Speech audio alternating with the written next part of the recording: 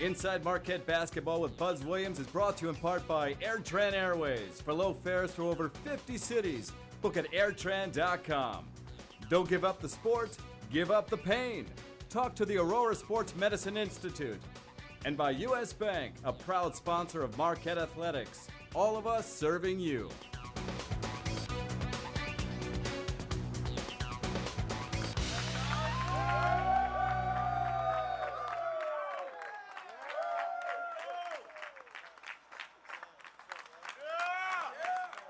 A warm welcome home for the Marquette Golden Eagles, who are on their way to the Sweet 16. This is Inside Marquette Basketball with Buzz Williams. I'm Dennis Krause. Congratulations, Coach. Thank you. I really appreciate it. What an accomplishment. And Sunday night in Cleveland, the victory over third-seeded Syracuse 66-62. You had beaten them during the Big East season.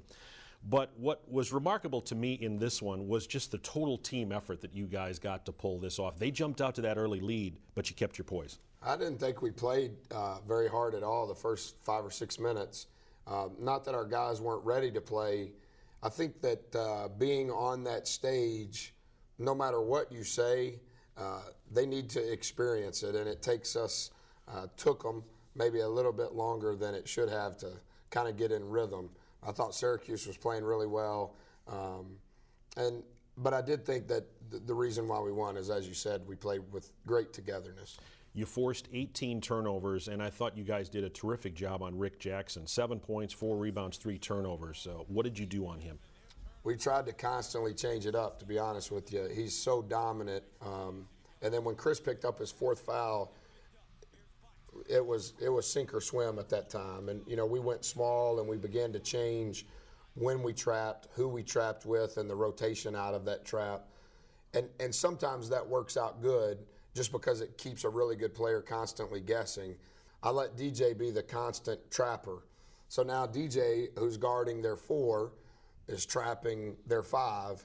And our rotation, we're even smaller now, because Bikes and Junior are on the backside. But they knew we were trapping, and they were trying to counter it as well. But I thought DJ and Jay particularly did a really good job on Jackson those last few minutes when we had to play small. We've talked on this show, Coach, about physical toughness and conditioning. But in a game like this, a lot of it's mental toughness, too. You talk about the late threes by Jay Crowder and DJO when you needed them most. That's the whole deal.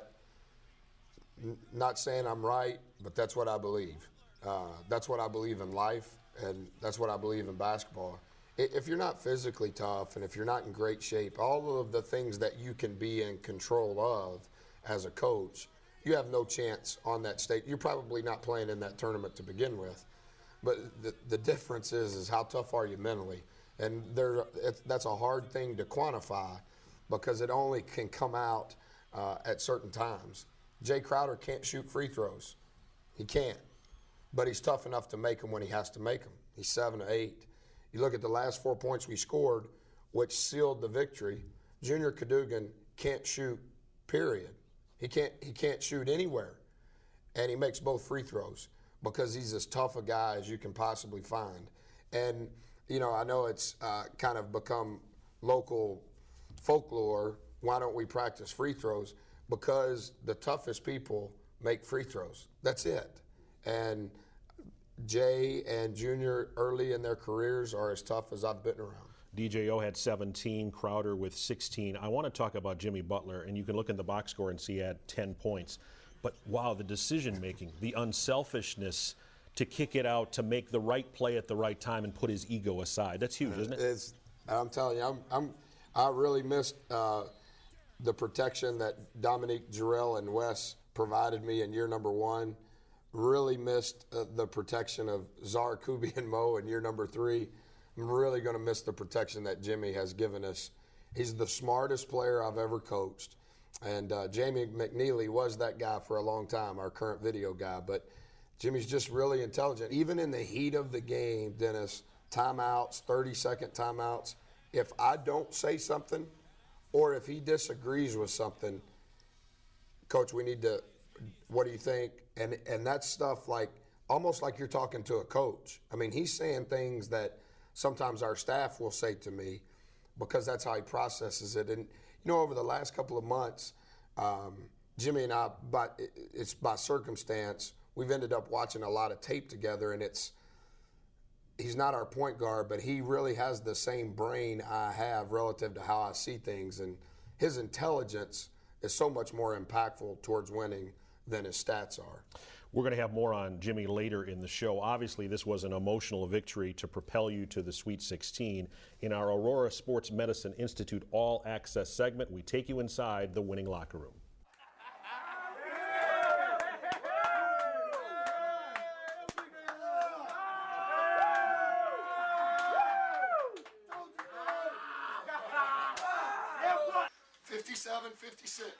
What transpired over the last 3 minutes?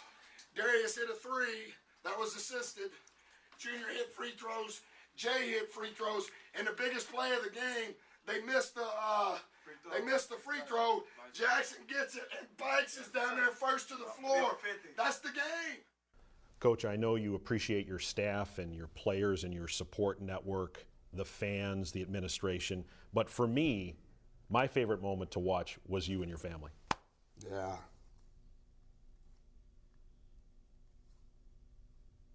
It was. They've been with you all along.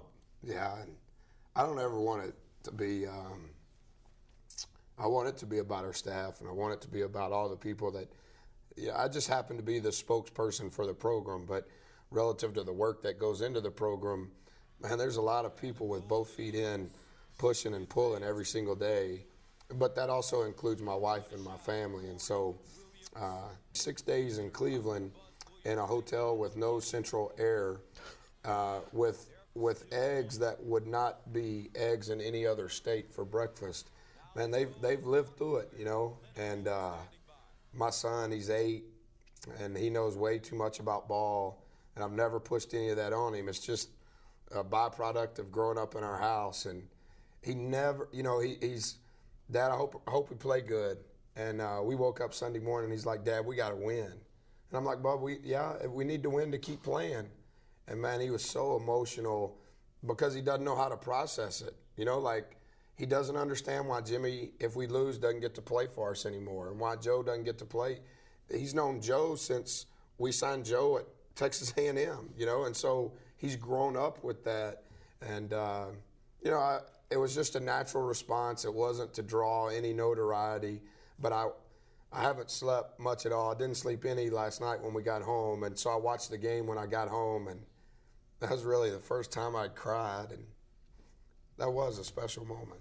I can't help but think that you've done things the hard way your whole life, and this tournament is kind of a snapshot of that. 11th seed, 14 losses, barely got in the tournament, go to Cleveland, now have to go to Newark. I mean, these aren't garden spots, but this is the way you do things, right? Yeah, that's a really good point.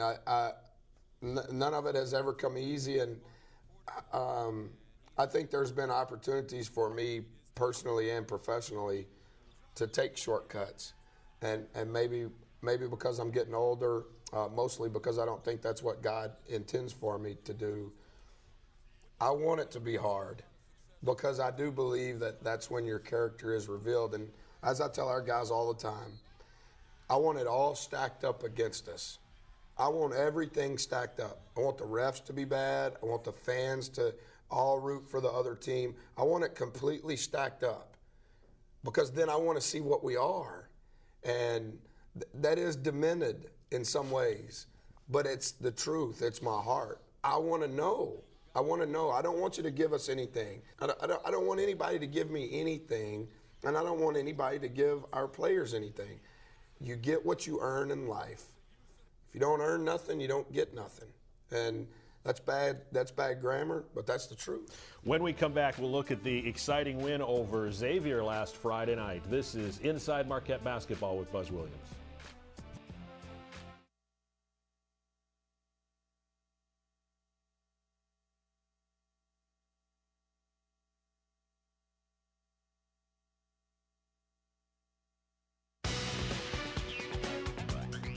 Sweet 16 edition, and that sounds good. Isn't it great? Man, I like doing this show. This is a lot more fun than the shows when we get beat twice in 1 week, win 2 in a row, and you get to go to the Sweet 16. Sorry to interrupt, but yeah, this is a lot more freeing mentally to do this show. Well, we appreciate you taking the time because you're such a national media darling these days. How about that? I I did ESPN First Take yesterday, Tim Brando yesterday. I did a deal with CBS last night, did my radio show last night. This morning I was on Mike and Mike. Doug Gottlieb was there in place of Mike Green, so the show definitely wasn't near as good. And then I'm going to do PTI, which next to the shows that I TiVo that you do, it's my favorite show.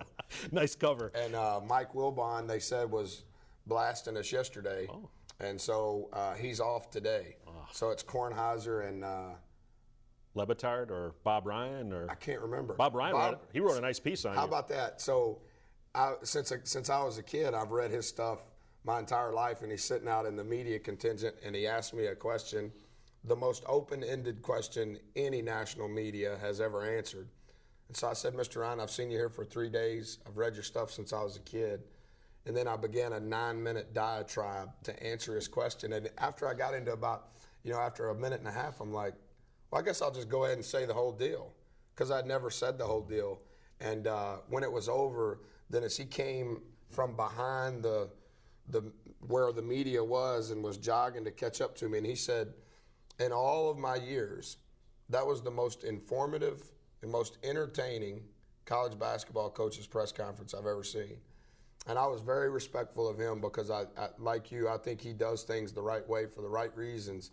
And they said he wrote, I haven't read the article, I don't read any of that stuff, but Broker told me he wrote an article. It was a nice piece. Yeah, so. Let's continue. Let's look back at Friday night in Cleveland, 66-55 victory over Xavier. And leading into the game, so much conversation, and rightfully so, about Tu Holloway. He's a solid player. But my goodness, 1 for 8, 5 points. You guys put a blanket on him. What did you do? And I guess Jimmy took a lot of that on. Jimmy was big time. They were a hard team to prepare for, more than any other team in the country that I've ever coached against. They scored 25% of their points as a team from the free throw line. That's a Marquette-like number. You typically don't play against teams that score that high percentage. They score 44% of their points off the ball screen. Not what occurs after the ball screen. 44% of their points come from either the ball handler in the ball screen or the screener, not the other three guys. That's an extremely high number. And so Jimmy was outstanding, as good as he's ever been. But Chris Otule, Devontae, Joe, Jay, their ball screen coverage, you can't guard a player as talented as he without the guy involved in the screen. But you've got to shrink the floor so much because of the pressure that he puts on you. I just thought we handled them defensively very well. You guys shot 53%, DJO 19 points, Jimmy Butler 15. I want to go to the AirTran key stat of the week, though, because it's all about defense inevitably. Held them to 31% in the first half, 41% for the game. We mentioned Holloway's numbers, and they were just 2 of 13 on threes. We weren't great in New York defending the three. And I don't really emphasize that maybe as much as some people would think, because I think you have to protect the basket. And there are going to be teams like Seton Hall at Seton Hall, they whipped us because they made shots. But if you're defending exclusively the three, now you're going to end up fouling too much. You're going to end up giving them way too many paint touches, which is going to tend towards free throw attempts. I think our guys, on their last grasp of air to stay alive, realized how much more important we had to be defensively to have a chance to keep breathing. And that's why we're still breathing, to be honest with you. I think our offense is always, I think annually our offense kind of speaks for itself. Defensively and rebounding has always been our Achilles heel. We're running long, but I did want to salute you for getting Rob Frosini in. You didn't have to do that, but this kid gets in an NCAA tournament game, and they can never take that away. And he says he was fouled. That's why he missed the layup. Man, he was the first guy that hugged me. I'd do anything in the world for Rob. I'll end up working for Rob in a few years. Man, I was excited he got to play too. When we come back, Homer with Jimmy Butler. This is Inside Marquette Basketball with Buzz Williams.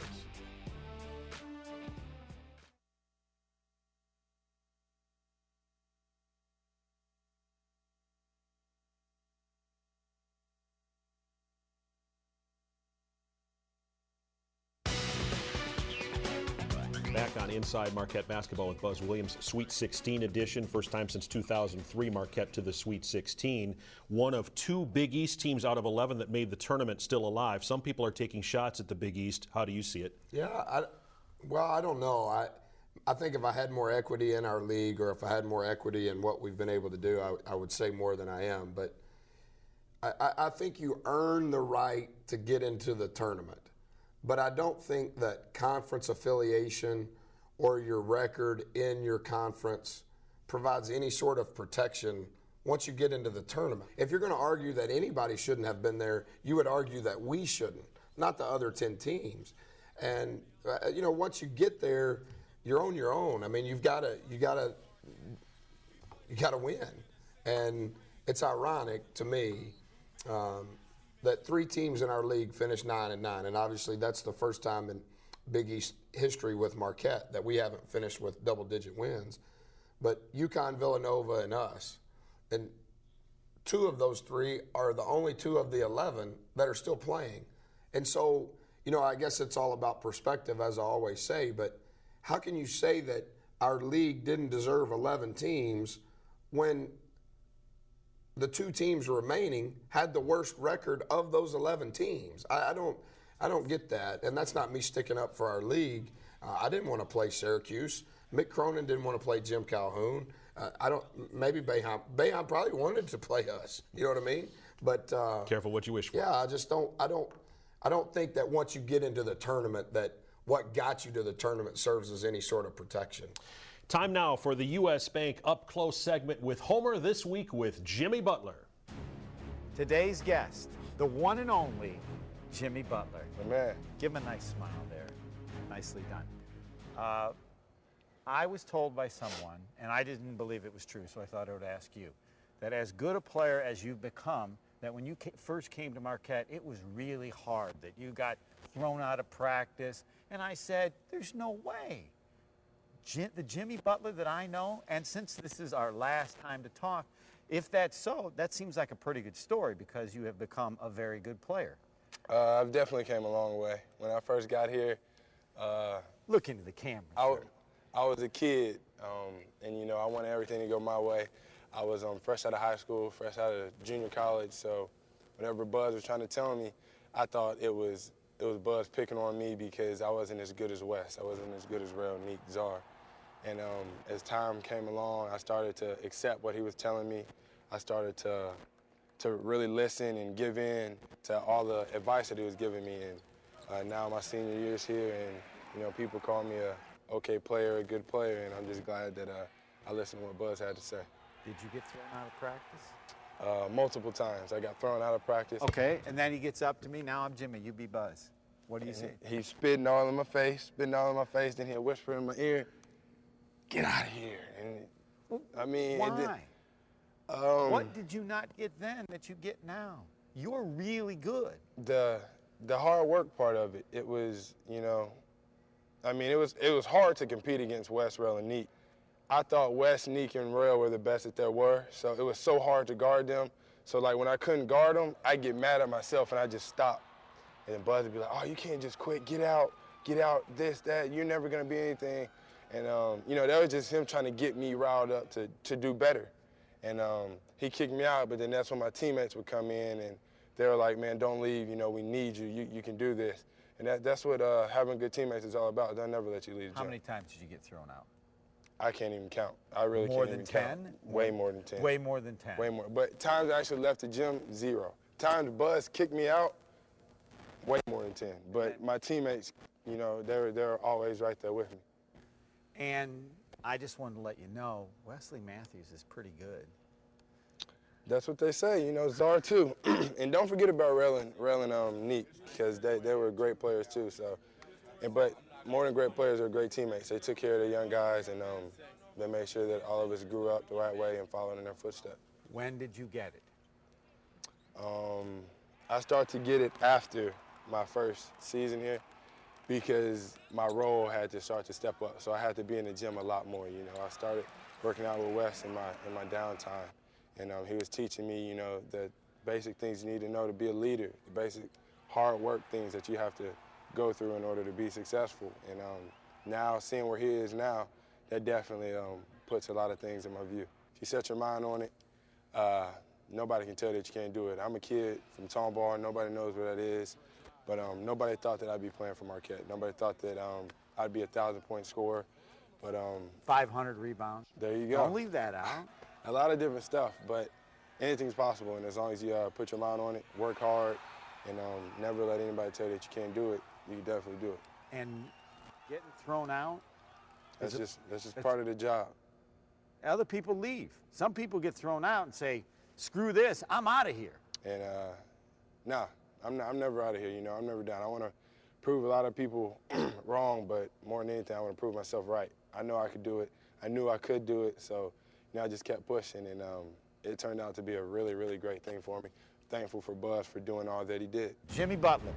Coach, he talked about being thrown out of practice early in his career. Boy, he's come a long way. I was ruthless. I was absolutely ruthless to him, and he and I have become so close. I was scared to death for him, Dennis, when he had those concussions, and when he got that second one before he went to South Florida, I hid Jimmy away with me. He was in my presence for 72 consecutive hours. His room adjoined mine in South Florida. Man, I love who he is, and I'm really going to miss him. We're going to miss him as a player, and he's evolved in a way that I've never seen a guy do. The good news is he's not done yet. And when we come back, we'll talk about the matchup with North Carolina. Stay with us.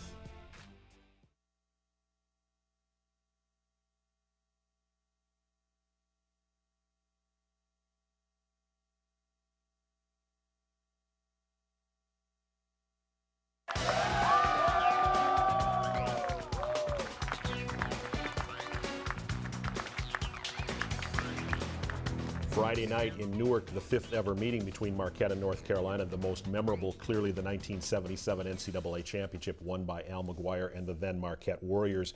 This is a new day, a new era. This is a young, talented North Carolina team. Harrison Barnes going to be maybe 1 or 2 pick in the NBA draft whenever he comes out. What do you know about them at this point early in the week? That in transition, they're as good as any team in the country, and that they are reliant upon your offensive timidness and your being discombobulated because of their length and their athleticism, and they want to score in the first 10 seconds of a possession as many times as they can. They put constant pressure on you. Tyler Zeller, John Henson, Kendall Marshall's been outstanding at point guard. And I know last year when he was going through a tough year, you said you were studying Roy Williams, so you have immense respect for him. He's the best. Nike invites 25 coaches every year and their spouse to go on a trip, and I was the 25th guy that they invited last year. Coach Williams was the first, and I do respect him. You know, he sent me a fax yesterday, and he said, "I wish we were meeting in Vegas instead of Newark." Because I think he likes to throw dice, and I've been known to do that, not while in Milwaukee. I love what he's about. I love his story. I don't think he's ever been given anything, and I think he's earned the right to be the head coach at Kansas and be the head coach at North Carolina. And you know, you talk about all those guys, John Henson. I mean, he's from Texas. I mean, I've seen all of those kids when they were young because they were some of the best in the country. That's why they have 6 McDonald All-Americans on their team. And so we'll have our hands full, but I do respect him, and without being arrogant, I think he respects me. Great accomplishment to get to the Sweet 16. Good luck on Friday. Thank you so much. That's Inside Marquette Basketball with Buzz Williams. We'll see you next time. Inside Marquette Basketball with Buzz Williams was brought to you in part by the Aurora Sports Medicine Institute, the exclusive sports medicine provider to Marquette University Athletics. U.S. Bank, a proud sponsor of Marquette Athletics. All of us serving you. And by Air Trent Airways. Go. There's nothing stopping you.